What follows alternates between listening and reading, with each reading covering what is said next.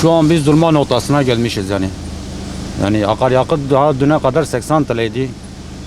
Yani 1 litre mazotun 80 TL olması yani bizim işimizin son durma noktası oldu. Biz 25 bine organizeye gidiyoruz. Yaktığımız yakıt zaten 16-17 bin. Bunun giderleri var. Lastiktir, sanayi masrafıdır, ne bileyim vergisidir. Yani bize bir şey kalmıyor artık. Biz durma noktasına geldik yani. Şu an çıkmaza girmişiz. Biz personel taşımacılığı yapıyoruz. Tekstil elemanları olsun, fabrika elemanları olsun getir götür yapıyoruz. Ayın 22 günü sabah akşam götürüp getiriyoruz 25 bine ama yakıtla kafa kafaya gidiyoruz şu an. Biz kazandığımız hiçbir durum kalmadı artık. Çok arkadaşlarımız zaten bu sektörü bıraktı.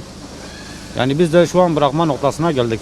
Son zamanlarda bu artış her gün zam üzerine zam bir konuşmaya bağlıdır. Şu an Türkiye savaşta olmasa bile o savaş içindedir. Ekonomi savaş geçiriyor. Bir konuşmayla mazot 5 TL 6 TL zamlar geliyor. Yani 6 TL zam yapılıyor. Ertesi gün 3 TL indirim diye bir saçma bir bahane çıkartılıyor. Bir ertesi gün yine 6 TL zam geliyor. Yani bunun indirim yanı yok ha. Ya sabit bir fiyatta tutulsun. Sabit bir fiyatta tutulsun ki biz de en azından kazancımızı bilelim.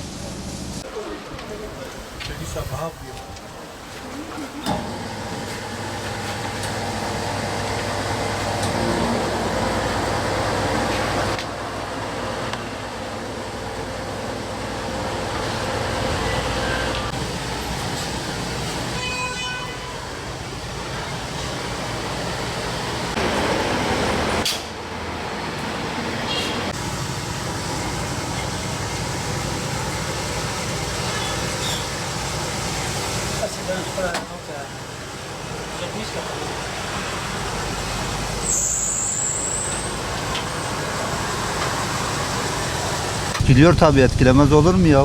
Yani iş yapamaz hale geldik. Şu an sistem durmak üzere. Vatandaştan mal alıyorsun, akaryakıt o malın üstüne fiyat yüklüyor. Nakliye fiyat da atıyor üstüne. Yani vatandaş gerçekten çok mağdur.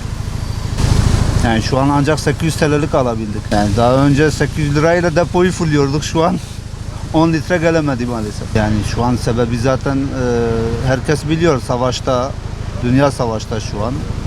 Yani bulduğumuza şükür ediyoruz aslında. Yani olmayabilirdi de.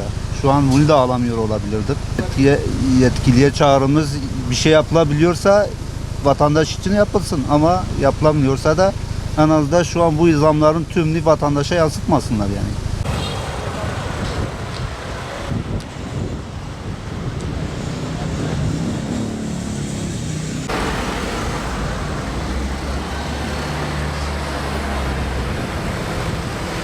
Ya biz her zaman yola çıkıyoruz. Uzun yolculuğa çıkıyoruz.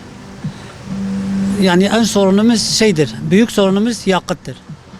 Yakıt çok pahalı olduğu için biz iş yapamıyoruz. Yani hep mazota gidiyor, hep yakıta gidiyor. Yani yetkililere ricamız bir an evvel el atsınlar. Hem de çok. Şimdi 60 milyonda, şimdi 115 milyona çıkmış. Ne yapalım? Ha, bizim tavuk fiyatı. Yani şimdi 115 milyona çıkmış. De gel de bu işin içine çık. Mecburi mazot, her gün mazot alıyorum. Ha, bak ne kadardı şimdi? 4 milyon 300 milyona mazot aldım. Yani geçen ay 60 civarıydı bence. Şu anda 80'dir.